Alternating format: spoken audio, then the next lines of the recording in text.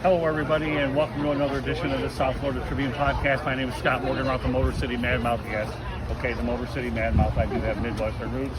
I am pleased to be joined by Cassie McGovern. And Cassie, first of all, just to let everybody know out here, okay, this show can be seen on www.southfloridatribune.com. It can also be seen on our YouTube channel, South Florida Tribune, as well as our podcast partners, which include the likes of iHeartRadio, Spreaker, Spotify, Apple, and Google. With that said, glad to have you on the broadcast. Thank you for having me. You're very welcome. Well, you know, you talk, obviously you have an incredible thing going here with drowning prevention, so I want to touch up on some key points as well. First of all, you started this foundation, Casey, with your own personal tragedy. Why don't you go ahead and make sure that give everybody a little bit of an overview. On August 3rd, 2009, our daughter had an incident in our backyard pool. And unfortunately, due to the incident, she lost her life. She passed away on August 11, 2009. And from this tragedy, we have tried to turn around and educate as many families as possible. We thought we were doing everything right as parents, having the pool fence and being very much involved in their life. And unfortunately, there was just little things that we didn't know. And we feel like education is power, and sharing the things that we could have done differently might have saved her life and hopefully future children's lives. So I know that your primary focus, once again, focuses on drowning prevention. Why don't you give me more details about that? Well, drowning is the #1 cause of death for children 1 to 4. And the state of Florida leads the country with the amount of drownings that we have. And so we are just trying to educate everybody to let them know that it only takes 2 inches of water for a drowning to occur. Supervision is crucial, and installing multiple layers of protection is also something else that we encourage. Having door chimes, having the pool fence, and then teaching your child to swim is crucial. Very good. Okay, so let's talk about, Casey, the purpose of today's event. I know it's the idea is to relaunch the McGovern Foundation. Go ahead, take it away. It's all yours. The foundation was launched back in 2009 after M's death. Throughout that process, we tried to educate as many people as possible. 7 years ago, I accepted a position with the health department, working as a drowning prevention program manager.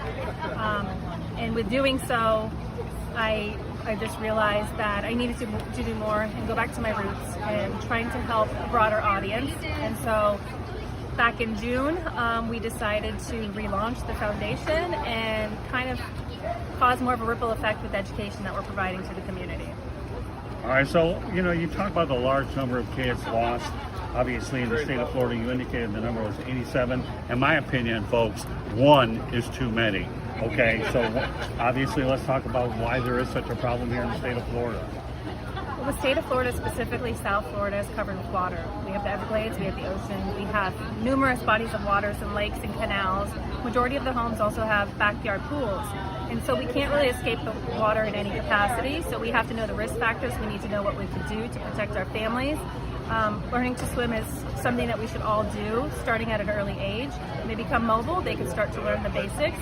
And if all else fails, know the basics for CPR. Because again, none of us want a tragedy to occur, but if it does happen, we know how to respond to an emergency. I know before I lived in the state of Florida, I lived in Arizona, and you indicated that those numbers probably are a lot higher. And for obvious reasons, folks, because you have a lot of built-in swimming pools out there, even though you don't have, they may have a few lakes with more built-in swimming pools.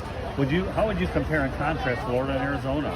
I think because there's no season, it's swim season all year round, and so I think that Arizona as well as Florida and the warmer states all have the same issue. And so I think that we just have to be aware that you have to stay vigilant and remain vigilant at all times throughout the year. There's no season. A lot of people feel like I got to get swim lessons, I got to protect my children this summer. That doesn't happen in Arizona and the state of Florida, because a drowning can happen at any point at any time throughout the year. So we have to just kind of keep our guards up and stay vigilant. Well, I know the one thing you can't do, Casey, I don't care whether you're in Michigan, Illinois, or whatever, you still have those round built-in pools as well, you know, that you put together during the season. You can drown anywhere. You really can. And I think the one thing that has to be emphasized is it doesn't matter what pool you're in, don't take it for granted, right? Yes, like I said, it only takes 2 inches of water for a drowning to occur. So even if a mop bucket that's left out after mopping could be a drowning hazard, because children and toddlers specifically, their heads weigh more than the rest of their bodies. So they get into these environments and cannot necessarily get themselves out of it. And so just as long as parents and caregivers know that 2 inches of water, and even if it's that inflatable pool you bought at Walmart the other day, making sure that that's stored properly and that the child can't gain access or easy access to it. You know, you brought up an interesting point as I listened to all the individual presentations, and one of the things that stood out to me was pediatric bereavement. And I'm going to tell you right now, okay, I'm going to make sure that we want to get this message out to everybody. And this is not just a local broadcast, folks. This is a national broadcast, as I mentioned, where the distribution is going. But let's go into more detail why you must have pediatric bereavement. I think that the bereavement component is incredibly important because we had a large support system. After our daughter's death, we had a pretty large support system. And so I think that we fared better than some. Most marriages after a child passes away, specifically to a preventable tragedy, end in divorce. The surviving siblings end in having different issues and substance abuse issues and different things that they have to deal with. And so I think that implementing a bereavement component to let them know that they could remember their loved one that passed away in a healthy way instead of putting them in a box, because whether it's a month down the road or 10 years down the road, that loss is going to come out at one point or another, and you're going to have to deal with it. And so addressing it and providing those services early is really what we want to do. Are there any particular things that I've asked you that we haven't touched on? I'm going to leave this a wide open, open-ended question, because even though I'm worth a million words here, okay, I can tell you right now, this is your show. The floor is yours. I'm putting Cassie under under the microscope here, but this is an opportunity for you to get it out there. I think that my audience will be to parents and caregivers, and I want to get rid of the stigma that's associated with drownings. In most cases, when you see a drowning occur and then you read on the articles on the social media accounts and everything else, they rip the parents apart, they crucify the parents, and we want parents to understand that it happens to really great parents, and it's not that they meant to do this, they're just not educated. And so we're working really hard to educate so that they know that you have supervision when you're near the water. You have multiple layers of protection for your children when they're in the home and you're doing laundry or helping another child with homework. You have multiple layers of protection, which means a door chime on the door so that you know that door opens. You go to that door area. And the pool fencing with the self-closing, self-latching gate is crucial, because again, you may be busy getting the towel and the warm stuff wrapped up, and then you may forget to shut that gate behind you. And so that's also a really important key. If they make it through those and breach those barriers, then we want to make sure that swim lessons are important. Starting them early. As the moment that they start becoming mobile is when they should start getting introduced to the water. Not waiting till later, not waiting till they're 5 or 6 because that's what you did. We live in an area that we're surrounded. We can't afford that luxury. And then if all else fails, no CPR. Take those classes. And the McGovern Foundation, as well as the City of Coral Springs, will be offering Friends and Family CPR quarterly. So just check out our website at McGovernFoundation.com to sign up for that.